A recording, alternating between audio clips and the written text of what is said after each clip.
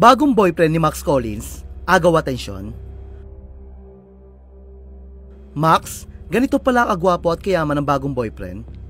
Usap-usapan ngayon ang bagong lalaki nagpapatibok sa puso ng kapuso actress at model na si Max Collins.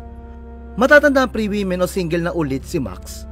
Mula nang mapawalang bisa ang kasal nila ng kapusuhang aktor na si Pancho Magno. Matatanda ang 2017 na ikasal sina Max at Pancho. Biniyayaan sila ng isang anak na si Sky. Ngunit noong 2021 ay napabalita ang kanilang hiwalayan.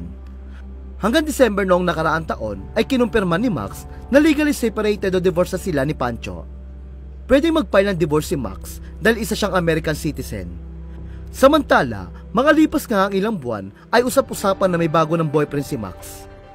Ayon sa ulat ng columnist na si Salvi Asis ng Philstar, in-relationship di umano ngayon si Max sa isang mayamang Espanyol. Ani Salve, in-relationship na di umano si Max Collins.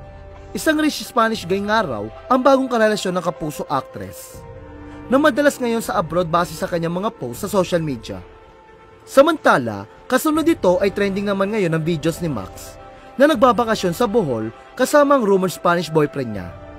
Sa video na in-upload ng isang netizen sa TikTok, makikita si Max na naglalakad sa isang restaurant sa famous tourist destination sa Bohol na Lubok River Cruise kasama ang isang matangkad na foreigner. Makikitang low-key lang sina Max at ang boyfriend niya na tila nahihiya pa dahil kinukunan sila ng video. Sa comment section, kinumpirma ng ilang netizen na boyfriend nga ni Max ang kasama nito. Ayon pa sa ilang netizen, mukhang mahihiyain, private at tila businessman ang aura ng boyfriend ni Max. Marami naman ang masaya para kay Max. Isa na rito si Pancho na sa isang interview ay nauna nang inamin na hindi siya nasasaktan at okay lang sa kanya kung sakaling magkaroon ng bagong karelasyon si Max. Iginit din ni Pancho na talagang magkaibigan at co-parent na lamang sila ngayon ni Max. Aniya, no, naging barkada lang kami, close kami. Kahit birthday nga, binibigyan ko siya ng gift, tinatry ko even Mother's Day, barkada, walang kahit na ano.